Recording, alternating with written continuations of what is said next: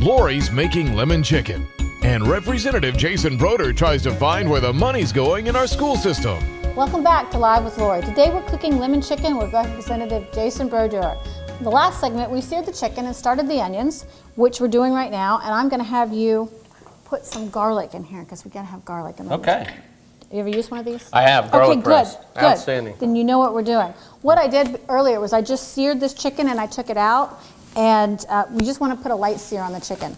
While you're doing that, Okay. Let's talk about school funding. All right. Because I read an interesting quote that you made about Seminole County schools, and that they had, I think, $153,000 per classroom. Teachers are paid an average of $40,000 a year. And your question was, where's the rest of the money? And I gotta ask you, where is the rest of the money? Great question. The answer is really for every one of the 67 county school boards, we have individual funding mechanisms. Every school board of every county receives money two different ways.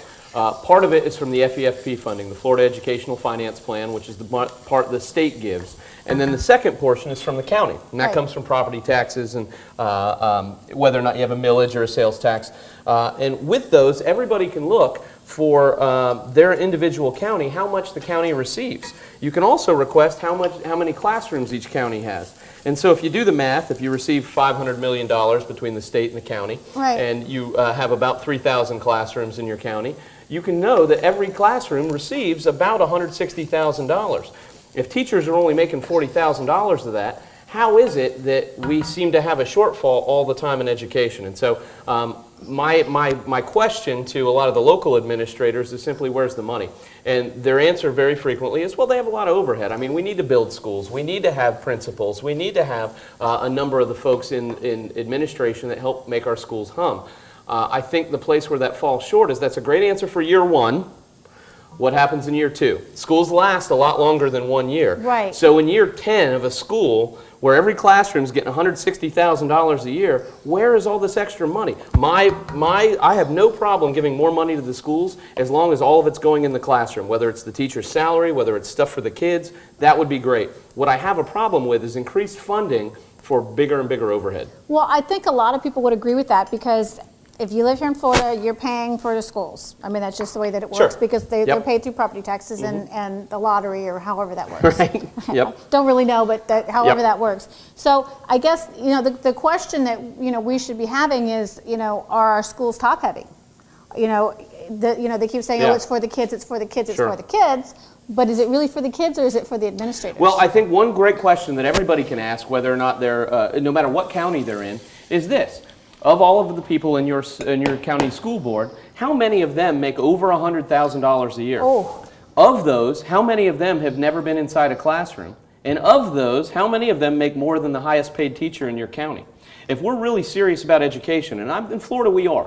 Florida is, that is our differentiator when we talk about the three pillars of our economy. The place where we're going to make the most gains is in education. Let's use all that money in the classroom and to the teachers, rather than paying for a number of administrators or different new things that the school board may think is something that's a priority right now, when in reality the priority are the kids, the priority are the teachers. Let's make teaching fun again. If there are things that are hindrances to our kids' education, please, let's remove those and make sure we make the profession fun, as respected as it possibly can be, and we're producing the best educated workforce we possibly can. Right. Well, I'm going to back you up, because Sure. the Manzano standard. Okay, I don't know what that is. What is that? These are standards that the Department of Education asks that teachers do in order to meet some of the requirements for education for our kids. So in addition to the FCAT, imagine you've got a number of different standards that are coming along that folks that weren't mandated by the legislature, people that weren't elected by your fellow citizens or community, are saying that this is what we need to do in order to better educate our kids. I think if we're going to enforce standards on people, it should be done by those that are duly elected by the community. Right. So we have a chance to either recall those folks, unelect them. If we're not doing right by our community, we need to make sure that the decisions that are coming down are not done by, for lack of a better term, bureaucrats in a big agency, but rather by elected officials who are representative of our communities. Okay. stay with us, because when we come back, we're gonna have finished the chicken. We're gonna finish with these lemons and finish the zesting. And we're gonna blanch the green beans, and then we're gonna fry them. So stay with us, don't go away. Things get sizzling as Lori talks with Representative Brodeur on violence in America when we come back to Live with Lori.